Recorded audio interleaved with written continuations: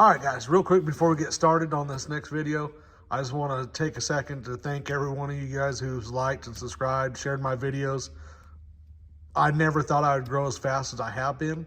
I know it's not a lot, 390, but it's climbing faster than I thought it would. It's just some videos that we were making for fun and threw up there, and it's turned into something that I'm really enjoy doing. So here's another video, and thanks, guys. We're going to start off with the 4L60 to 4L80 conversion. It's real easy. We're going to remove 2 wires and move one. And if you got the HPI, it comes with an input speed sensor harness that you plug into the ECU, but I'll show you both ways of doing it. So if you look at the bottom here, this is pin right here is pin U, T, and S. What we're going to do is we're going to remove T and S and then move U to the S location. So we'll start with popping this top off. I use one of these S-shaped hooks, reach down in there, lift the D10 up, and then slide them out. So remove, and then remove, put brown back into S. That'll be all you need to do down here. Now, if you have an HPI harness or purchase it through HPI, you'll get these, or you can buy them separately, but there's other ways to do it.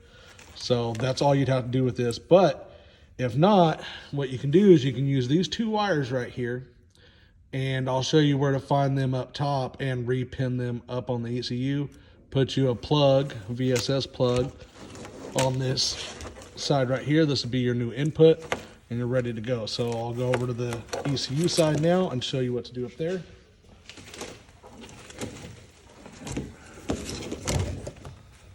So here's the ECU side.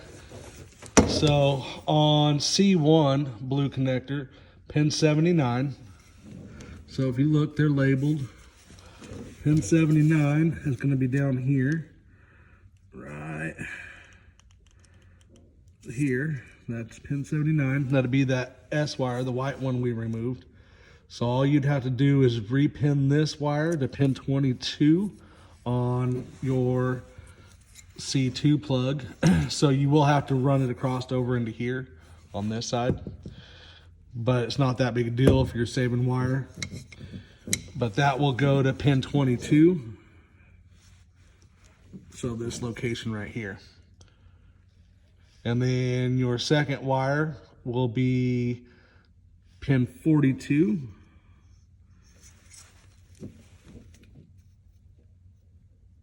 Which is this brown and this tan and black. So that one will get moved over into 23.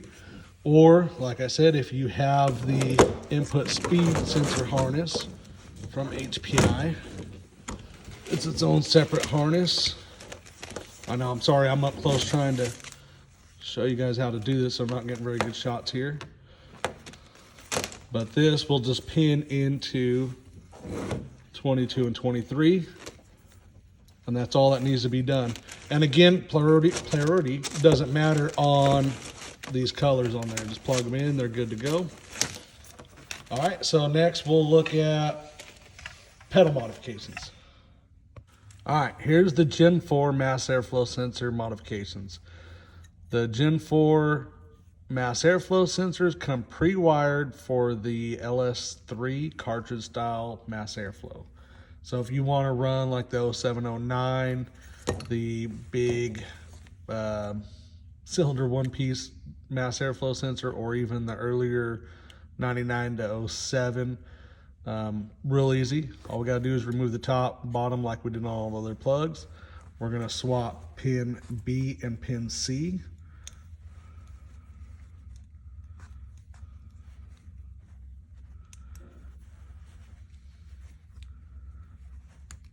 And then swap pin D and E.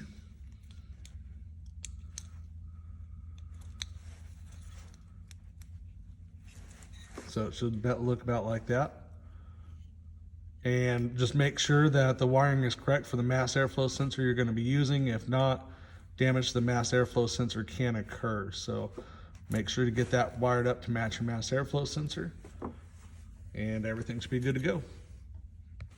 All right, while we got the Gen 4 harness out in front of us, we're gonna go ahead and take a look here. This is the cam position wire, and some people want to run the VVT or retain the VVT. If so, inside the harness, if you peel it back, you'll find your 2 wires that you need for the VVT right here. And they're already pre-pinned up at the ECU, so all you gotta do is add your plug here for your VVT solenoid, and you can run your VVT on your engine with these harnesses. They don't have the DOD pre-pinned.